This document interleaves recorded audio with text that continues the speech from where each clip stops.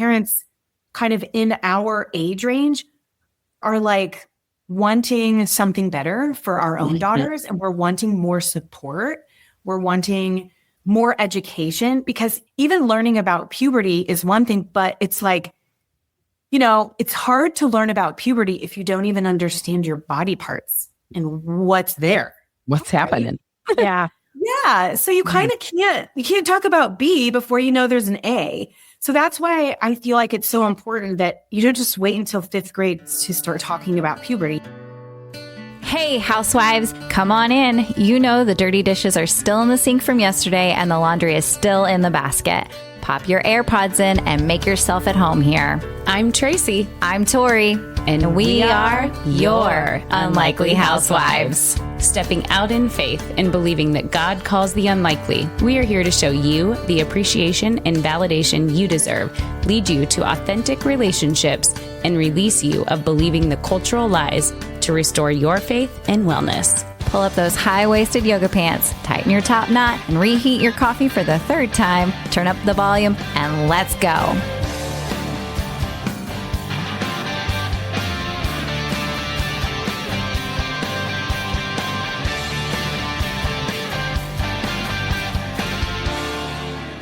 Hey, housewives. Hey, welcome back. Welcome back. Oh my gosh, the sun is shining and it feels wonderful. Yes. I mean, spring is here. Yeah, but I don't know what weather it is. No, that's Midwest. Yeah. Is it 30 degrees or is it 90? Because I feel like we've had both this week. Yep. So we're still in the middle of spring, but it is okay because, like I said, the sun is shining and so we're here.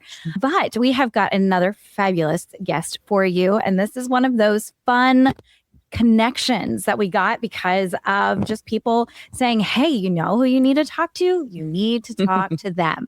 And this is it. So I'm going to have Tracy introduce her. Yes. Okay. Today we have Annie Wolf with us. She created Girls Club to help educate girls on the anatomy and the magic of their changing bodies. A former elementary school teacher turned girls empowerment puberty educator, she's changing the narrative around the talk and how girls relate to their bodies. Welcome to the show, Annie. Thank you so much, Tracy and Tori. Thanks for having me. I'm so excited to be here with you. Okay, Tracy, you have to say how you got introduced to Annie. Yeah, so we love connections. So Annie is local. She's here in Kansas City. We're doing it virtual because sometimes that's just how our lives work. But Annie is local here to the Kansas City area. And I have a friend who is a friend of your friend. And she kept sending me some of your stuff from Instagram. And she's like, oh my gosh, you need to have her on your podcast. She's so great. And that was over a year ago. But we were in the middle of a series that, this message wasn't a part of. It was something that we were doing a little bit different. And then yet again, at the beginning of this season, my friend sent another message, and it was of a podcast of Bryce Hamilton, who is Accidental Experts. And she's been on our podcast. And I was like, oh my gosh, this connection world has been fabulous. I love the podcasting world. And I love people who are in the world and listening to podcasts and love to share with others because hey, us podcasters, we love to connect and encourage each other and share our guests who are providing incredible info for, all our listeners. So that's how we got here. And I love it. I know. I love those little like taps on the shoulders, where you just sort of get these little things come across your desk and you kind of go, okay, let me look at that. And then if it keeps happening, it's like, okay, I really need to look at this closer. I love that. Yes. And so you have a story, obviously, and how you got to doing what you're doing. So tell our listeners first just a little bit about you and your family and how you got here. Sure. Yeah. So I originally was a classroom teacher. I taught 2nd grade, 3rd grade, and 5th grade for a total of about 12 years. And I really loved teaching, especially when I didn't have kids, and it was just me and I could just pour myself into, becoming the best teacher I could be. And I loved it for so long. And then once I started a family, I took a little break so that I could stay home with my kids. And then went back to teaching shortly after. They were pretty little when I went back. And I found that it's kind of like trying to run a half marathon after you have kids, It's just not quite the same. It's not quite as easy. And I found that, I still had a love for teaching in general, but I also felt like I was giving so much of my really great energy and love and tenderness and patience to the kids in my class. And then I would come home and I would be so tired and I would almost have to like leave and go lay down before I could be a mom and be there for my kids and my husband. And that went on, honestly, for a pretty long time before financially we could kind of think about making a change. And so that's actually when I started to get a little more and more tired. And I also noticed that my interest and my passion started to shift a little bit. And I noticed that the things I really loved about teaching weren't actually teaching reading and math, although it's fine. But what I really enjoyed was, hosting class meetings and doing compliment circles and teaching the social emotional, the character traits that we were supposed to teach for that month that other teachers maybe were like, oh, okay, I'm going to skip this. I was like, yeah, yes, we're teaching respect. We're teaching responsibility and empathy. And those were the things I really enjoyed. And so I kind of did some self-reflection and thought, okay, I think I need to make a change. So I just dreamed up a job role, which was essentially like a social worker. And I was thinking that I would go visit the classrooms in the elementary school that I worked in. And I would be the one to teach those character traits. And I would teach the kids, we would have class meetings and we would go around the circle and we would share and I would teach them breathing strategies. So this was like my grand idea. And I took it all the way up the chain at my school district. And, everyone loved it. And they kept saying, yeah, go talk to him, go talk to her. And so I kind of just did that until I got to the top. And the assistant superintendent, of course, loved this idea, but then said, we love it, but we just can't fund this position right now. Mm-hmm. So I was really bummed about that. But I had spent so much time in this imagining of a new role for myself that I just energetically was like over here and doing something else, thinking about doing something else that I just knew that I couldn't go back to the classroom. Yeah. And so I said, okay, I'm sorry that you can't fund this. Now I have to resign. So I just ended up leaving the classroom and I really did not have a plan. And at that time, my daughter was in third grade. She had just finished third grade. And we have, like the text chain, the mom group, we were all sort of talking about how our daughters are getting to the age where, they're asking questions, they're wondering, puberty is on the horizon. How do we handle that? And I talked to my friends and shared with them that, my daughter she's just a really curious individual. And so she had asked a lot of these questions earlier.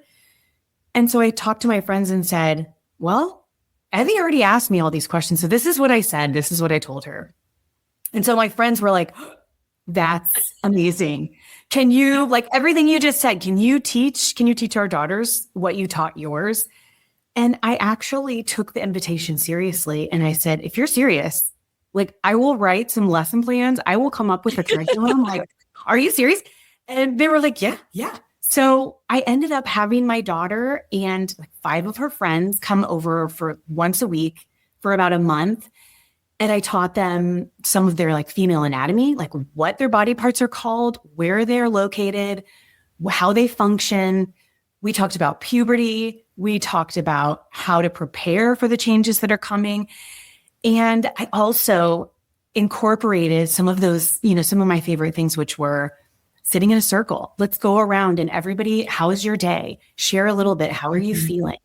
And then at the end of class 2, at the beginning of the end of class, we would do an affirmation. So if the lesson was about puberty and we're talking about how our bodies are changing, then the affirmation is, my body is growing in a beautiful way. And so we all say that together. And then at the end of class, I give them these little tattoos and they would say this affirmation 3 times as they're putting on this tattoo. So it was just kind of like all of the things that I felt like were important kind of in one class. And the girls ended up having a great time. They're with their friends. It's a small group. Mm-hmm. They get to talk. They get to be, they get to share. And it just was fun. And so honestly, I kind of thought it was just for my daughter and her friends. And after I finished that one series, I thought, I actually think all girls could benefit from this education, from this experience. Mm-hmm. And the moms were so grateful because it opened a door of communication with them. And the girls would come home from class and say, oh my gosh, this is what we talked about tell me more. They would have more questions. And so the moms appreciated that they didn't have to say, okay, sit down. We're going to talk about, Yeah. and it was it kind of was a natural way of bringing up the topic so they could kind of weave their own messages in there too. And it became kind of like a partnership, a parent partnership. And then also this really safe space for girls to share, to learn, to be excited about being a girl, to ask questions, to be curious, and all of that. It has a feeling of safety and fun and celebration. Yeah. So I feel like I've just talked for 5 minutes straight, but no, I absolutely love that. I have so many thoughts and questions. So my first was, is your daughter your oldest? Mm-hmm. Okay. Because I think that plays a part too from a parent perspective. So many of that the talk of the first child like sets the tone for how like the talks go moving forward. Right. So that makes a lot of sense in how like you approached it. And then I also was just thinking, as you were saying, like you were doing the circle, the talking, the affirmations, you're just setting your girls up for like, sisterhood of, talking with your friends about stuff, because I remember back when, I first got my cycle and, was going through puberty, like I went to my girlfriends first. I went to my friends first, and it's natural, to have those conversations. And so you help the girls feel comfortable talking about that stuff together.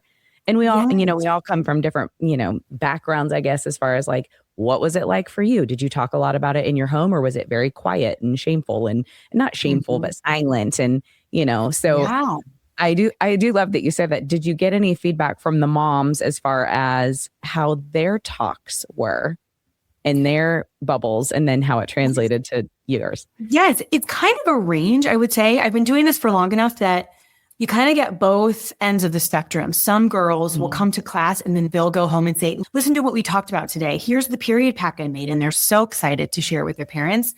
And then there are girls that will come to class and be totally open and then go home and not want to talk at all. Yeah. And I have to say, I have seen a pretty, I wouldn't say strong correlation, but I think when I have younger girls like 3rd grade, 4th grade, that is such a time where there still is such an innocence and they don't have like a self-consciousness. There's not a whole lot of like, oh, how does it sound if I say this? They're not thinking about how they're being perceived as much. They're just sort of like there for whatever you have for them. They're just little sponges and they're really open to the information that you share with them and the way that you share it. So if you're excited about it and you're talking about it, they're like, oh, okay. That's what we're doing. And they just kind of go with it. They take their cues from us as their leaders and mentors and teachers. But then I do notice that the older girls, like 5th, 6th, I've even done some 7th grade too.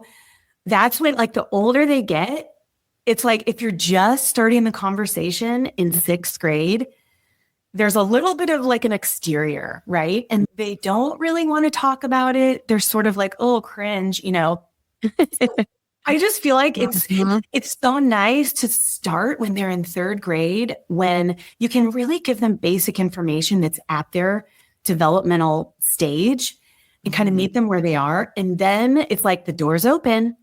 This is what we're doing. We're talking about this.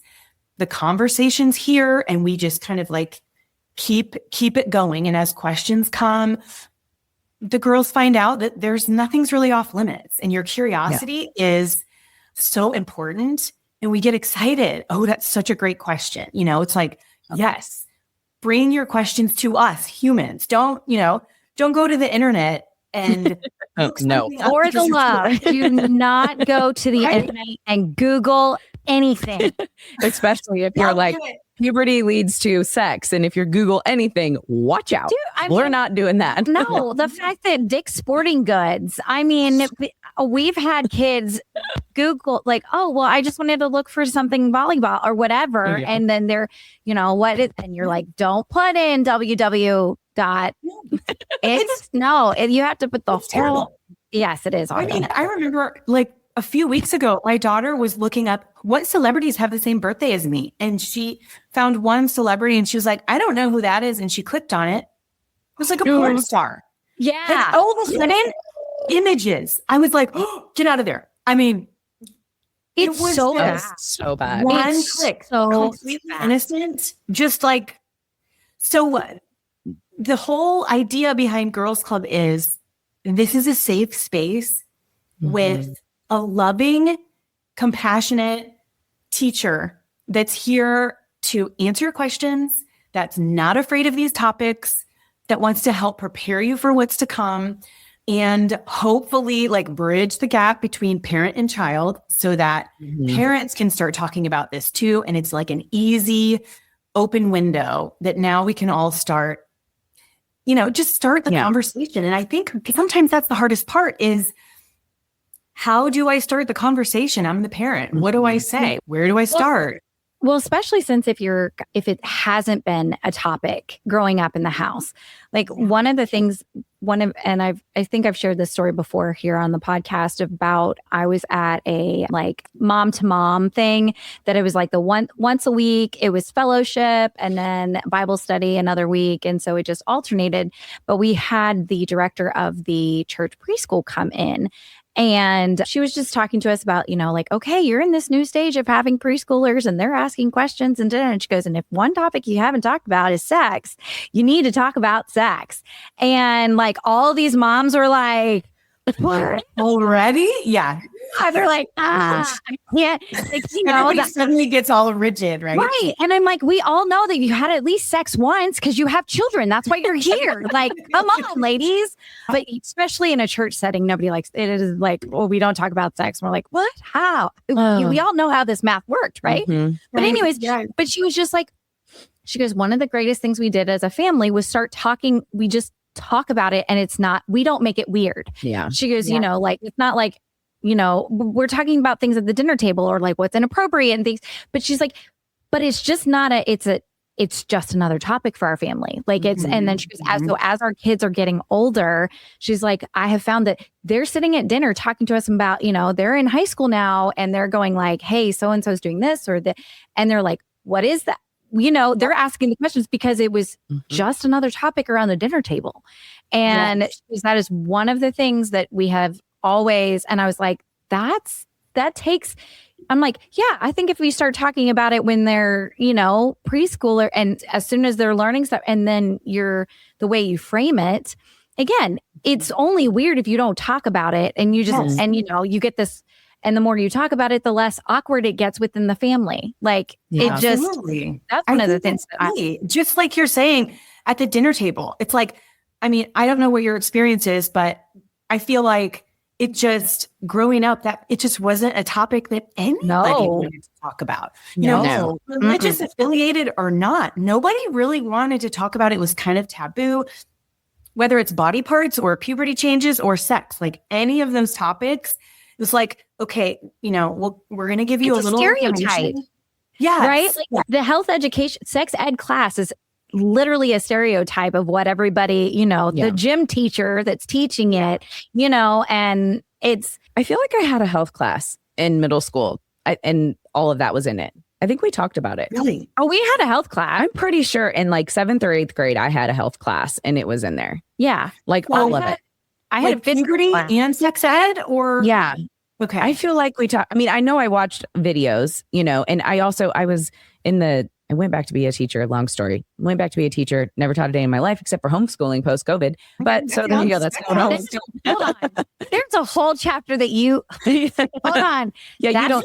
I'll tell you all that later. All right, that's another episode. See, we've been friends for almost 10 years, and there's things that we'll recover or we discover of each other on the podcast live. So we're like, we'll talk about that later. She was a cheerleader. Again, blows my mind. Blows my mind. You really are surprised I was a cheerleader? No. Okay. Well, we're not going to tangent. But anyway, where was I? See this? I'm sorry. You had a health class. And what they taught. You were saying you watched videos. Yep. Oh, videos. Okay. When I watched all the videos because I was teaching for a while. And I think they start at 4th grade now. They get it a little bit earlier. It used to be just middle school. Then it was 5th grade, but now they also watch a video in 4th grade. So I would love to know your perspective about, if a parent comes to you or, they're like, oh, my kid watched a video in 4th or 5th grade. We're good. What are your thoughts on that? Well, okay. First of all, let me just say that the videos they show in school are very minimal. They're minimal and Yeah. they're singing songs like Meet the Near You. And it's like very It's a unrelatable. joke to these kids. They're like, Right? really? And they were made in the 1980s. And you're not like- updated. And They it's not, definitely leave something to be desired, right? Which you're is, like, I would say is, well, okay. So the good part about having it at all in the schools is that I do think that it gives some time and space for kids to be together and wonder and ask questions. I remember when I taught fifth grade, that was like my favorite day, the growth and development day, when all the girls would come to my classroom. And I was like, okay, we're going to watch this video, but I'm telling you, you press play, it's a 20-minute video, and then you have 5 minutes of Q&A afterwards. I mean, that is it. And I noticed, well, we would tell everyone, you have to write down something. You can't just, everybody gets a little piece of paper and you either write down your question or I don't have a question, because you don't want to make anybody feel weird for, oh, they have a question, Yeah. So everybody writes something down and they turn it in. And then it was me and another teacher, and we would go through the questions. But it was the lines were so like drawn so harshly that you were not allowed to even answer a question if it wasn't addressed in the video, which, right. It's like, well, the whole reason why they have a question is because the video didn't talk about that. Right. There was a question about menopause. Yeah. Like, do you have your period for life? And I was looking at my coworker and I was like, please tell me we can answer this question, because that's such a good question. And it wasn't in the video. But my point is, it gets the conversation started. And then it's like, oh, 5 minutes are up. Time to go to recess. And these girls are like, what?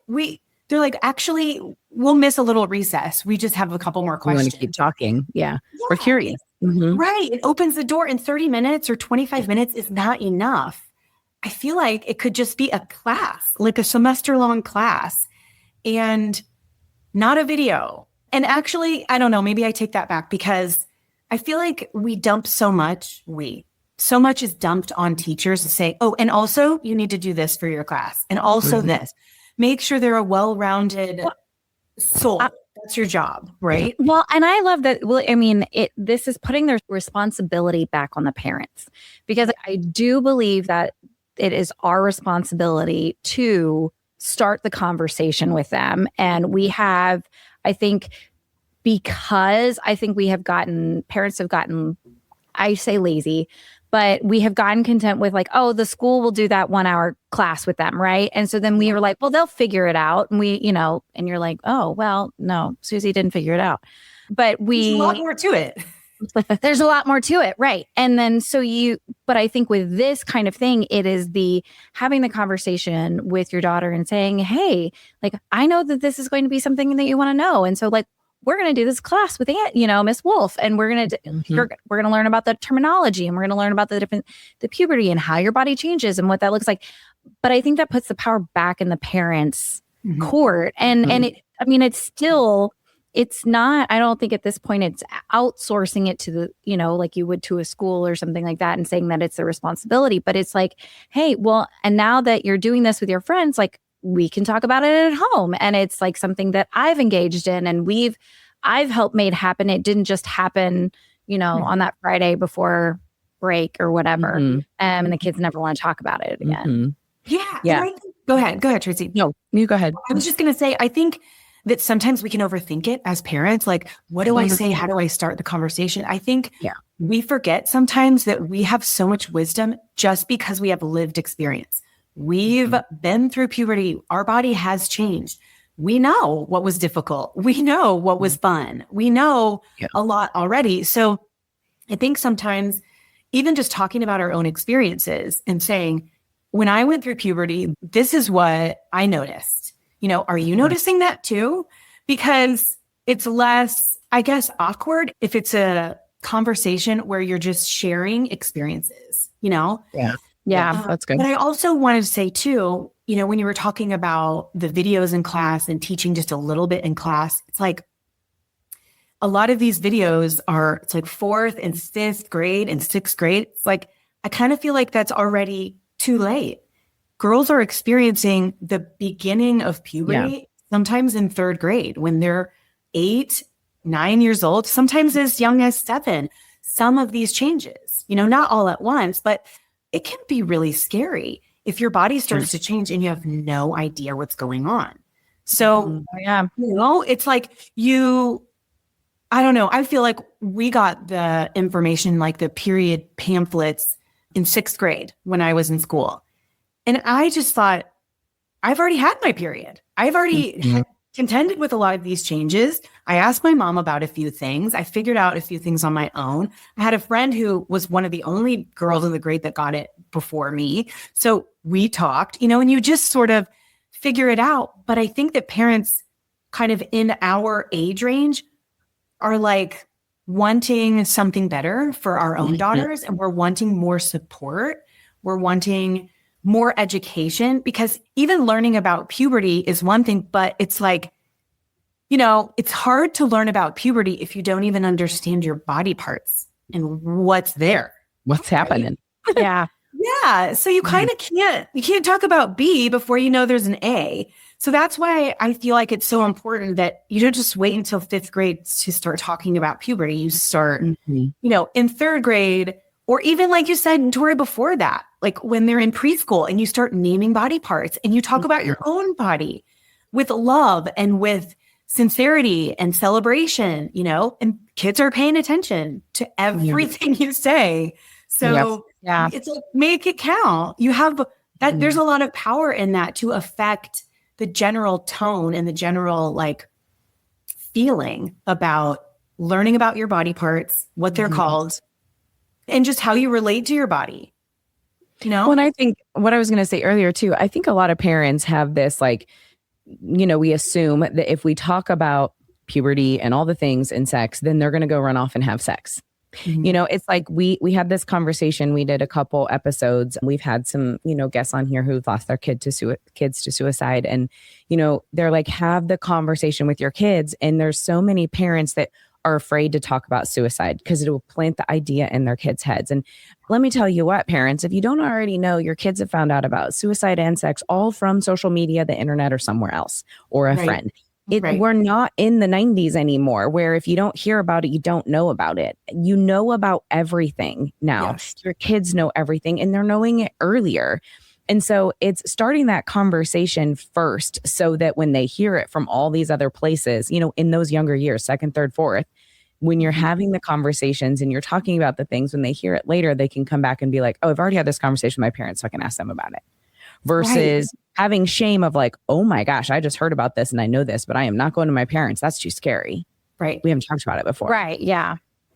Yeah. Because it's kind of like, even though those topics, granted, suicide and sex, they're kind of scary topics, right? Because we know that sex can result in a new life. And we, you have to take that really seriously. Suicide, right?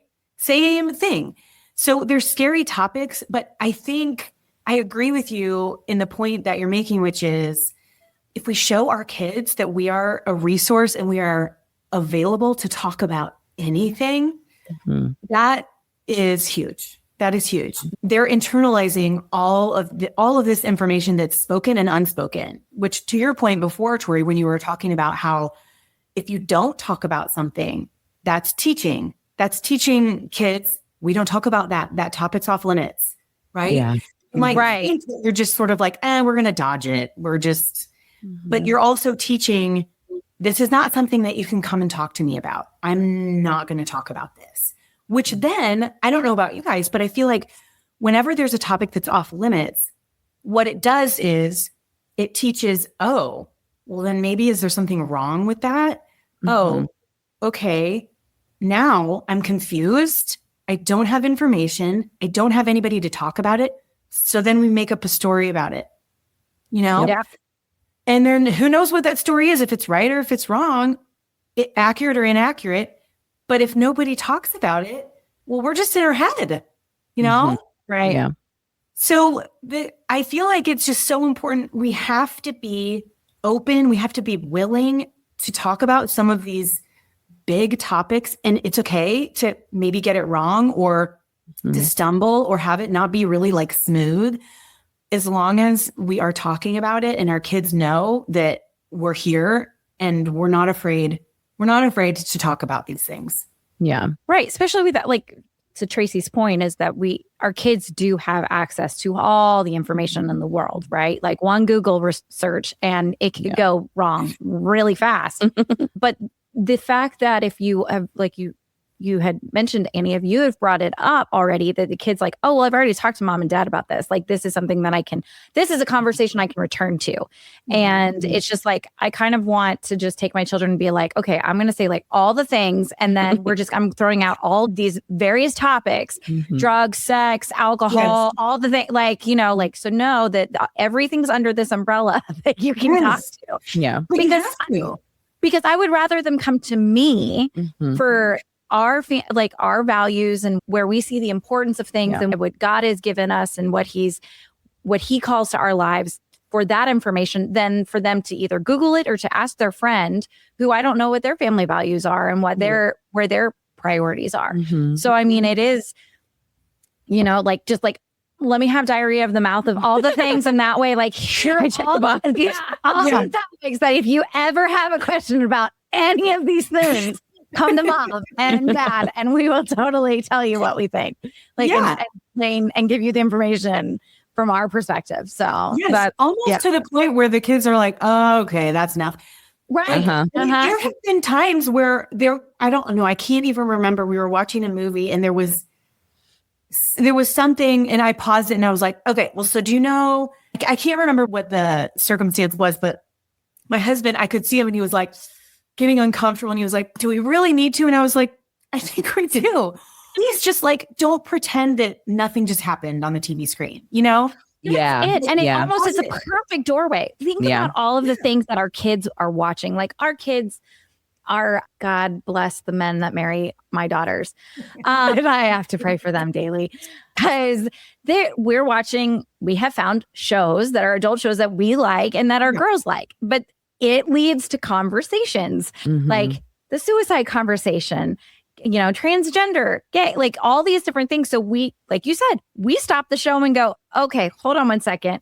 This is where we see this. This is where that lines up. This is our belief because of the Bible, And then it's just like, okay, play. And then you just go back and then that's it. 30 seconds. 30 seconds, right? And it's not like this weird, like, oh, mom's doing the talk kind of thing, like, no. Yeah. Can I just have some more green beans? No, hold on. Mommy wants to talk about puberty a little bit longer. Like, no. At the dinner table, there's a lot of like eye contact or avoidance of eye contact. Yes. When you're watching a movie, it's so easy to be like, and done. And then we go back and everyone can just move on. Right. Yes. And your story just reminded me of, I had in one of my girls club classes, I had a girl say, I have a question for you, but I want to ask you when it's just the two of us. So whenever we have a break, I have a question for you. And I was like, ooh, this is going to be a good one. I always get excited, right? So she asked me, she was like, hey, I was watching a movie with my family and I saw there were two people kissing and they were kind of like kissing a lot. And she was like, I felt something. And she was like, what was that? Right? Oh, yeah. And she was like, I asked my mom and she was like, I don't know. So I thought I would ask you. And I was like, first of all, her poor mom, of course she knew. She just didn't know what to say. She didn't know how to respond. Yeah. So I was like, yes. Okay. First of all, that is perfectly normal to see people kissing and to feel something. It is what you're seeing on the screen is a sex-related interaction. So you have sex organs in your body and they're just waking up and they're responding to what you're seeing. It's totally involuntary and it's part of being a human, the way that we're wired, So to your point, it's like when you watch something, it can be such a teachable moment that we can take advantage of and say, oh my gosh, you're normal. This is part of your makeup. This is part of being a human we're wired this way. There's nothing wrong with you. It's okay. You just saw something and it woke you up and that's okay. Yeah. And I was like, what a brave question. Yeah, for real. Excited to, help her work through it, which it's like the main thing I hope she took away from that was just, you're normal. It's okay. Don't worry about that. You're just this is part of how your body is wired, which, like if I really went into detail there, you could have a whole lesson on we as humans are wired for sexuality. We are sexual beings. And so sometimes it's like, it's involuntary. You see something, there's a body response and it's linked and it's there. You're not thinking about it, but it's because you're wired that way that it's like, I'm trying to like cut the shame. Like you don't even feel bad about that. And I mean, she wasn't feeling bad. So I didn't even want to like plant that seed. Right. Yeah. But it's again, it's like, she was like looking for answers and she had this curiosity. And that is just so, I think that it's such an opportunity when kids, girls, boys are young enough and they're still coming and saying, hey, what's this? I have a question about this. It's like, okay, come here and let me make sure we make this good. Yeah, very much so. Yeah. Well, and I would say too on that, like, I love that she didn't take the first response from mom of like, oh, that's nothing and keep that forever, because that is where like the secret or the shame or those feelings come into play of like, I guess I'm weird. I guess I'm, I'm wrong. Something's wrong with me, Yeah, she could have made up a story, right? Exactly. Yeah. Yeah. And this is totally kind of off topic, but somewhat related. My daughter has OCD, and I will never forget when she was diagnosed and we were able to sit down and talk to her about it and tell her, this is why you have these thoughts. These are why you have these actions. This is why you have, your anxiety. And she was like, so I'm not a bad person? And I was like, no, not at all. But because all of this was happening and we were doing so much therapy and we were trying to figure this out, I mean, it just took that like giant, veil of shame off of her and was like, oh, and now she's like, I have OCD. This is the way my life is, and it's like, and it is like, that's just the way it is, even with puberty and the sex talks and all the things, you do. These girls and boys, but, girls carry around this whole like, well, if I feel this way or, my body feels this way or my body's changing this way, we just, we have these like, feelings about it. And we shouldn't. Like, God created us to be such beautiful women, and our body goes through so much changes and, we're designed to have babies and to go through all the changes. But I wanted to just, before we have to like wrap up, I know that you're going to have an upcoming class. You're coming soon for moms. So one, tell us a little bit about that, because, a lot of the moms are bringing their daughters to you because they didn't have that conversation. And then the secondary thing I'd love for you to add before we have to close is, you're local, so you can do those classes here but people are listening all over the world. How do they get resources and where would they go to learn a little bit about this as well? Yeah. Okay. Great questions. So yes, the moms who are putting their kids in girls club they're almost like, oh, I'm sad I didn't get this. When I was a kid, I wish I would have had this. And so I did create Women's Club, which is basically a class for women to learn about their bodies. There is still time to learn about our female bodies, what our body parts do, where they are, how they function, how they serve us. And then we talk about pleasure versus desire, sexuality. We talk about living fully into our lives and saying yes to the things that we really want to say yes to, saying no to the things we want to say no to. A lot of us are moms. And so we've spent a good chunk of our lives really in caretaking mode. And maybe now we're coming up on, okay, my kids don't need me quite as much. What do I want out of life?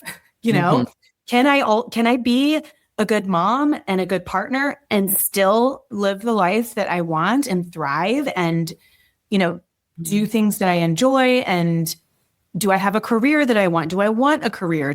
What do I want out of life? And so this is kind of the umbrella of Women's Club. And I have a partner right now. Her name's Jewel Anderson, and she is a licensed clinical counselor. And so she kind of brings in the emotions and the defenses that we have that kind of get in the way of us living the life that we want. And then I kind of bring in the body and the celebration. So we've been working together teaching Women's Club, it's like 5 classes over the course of 5 months.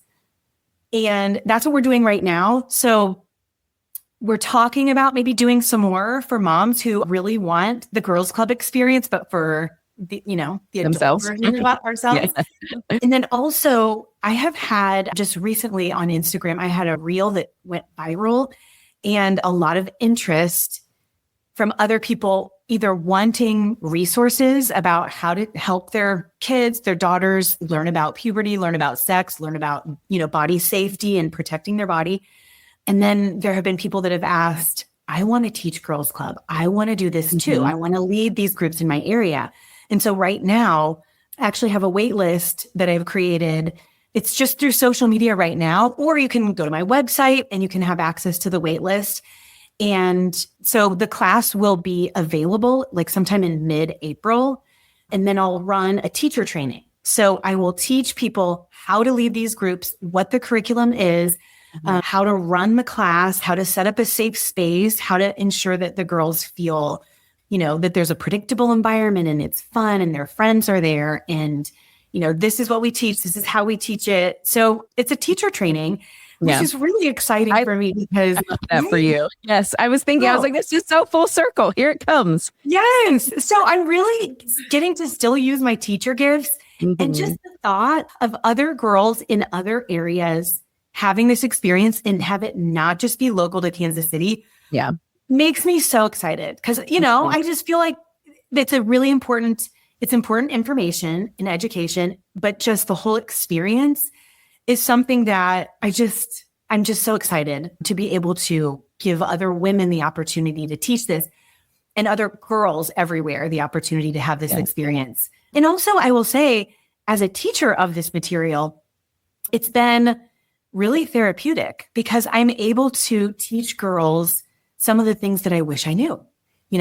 My favorite things to teach are, well, I didn't know about this. So this is what I thought. I thought something was wrong with me. And it turns out I was just going through puberty. And, it's kind of like your series of, I'm just going through perimenopause. I didn't know about this. Hello. You got a whole nother. This is just going to grow. Tracy's she could be your I'll be your teacher on that one. Teacher for that. This is what women want. It's like we could do girls club all through the years and all the changes because there's so many. Yes, exactly. Okay, so give everybody your social media handles and your website where they can find you. Sure. So Instagram is juicy.wellness.woman. And then my website is www.girlsclubkc.com. So those are the two places you can find me. Awesome. Well, I just want to say thank you so much for joining us today. And I'm glad that this finally came to fruition from all the connections and just making it happen of all the things. And I just want to say thank you so much. So we'll have your Instagram and your website in our show notes for our listeners. And great. Anything else, T? No, we're just so thankful that you shared. And we love that you listened to your calling and just followed your heart and your passion. And I just love what God's doing and turning all of this into a new story for you and a new passion. And I love it. So that's exciting for you. Well, thank you so much for having me. This was a really fun conversation. So we appreciate it. Absolutely. All right, housewives, until next time. Bye. Whether we made you laugh or cry today, we pray you feel appreciated, bolder and braver than yesterday, stronger and more faithful for tomorrow, and living in who you were made to be today. Join our online community on Facebook, link in the show notes, and be sure to review and subscribe on Apple Podcasts or wherever you enjoy listening. Until next time, housewives, we give you permission to walk confidently, free, and to be intentional in your slippers or stilettos.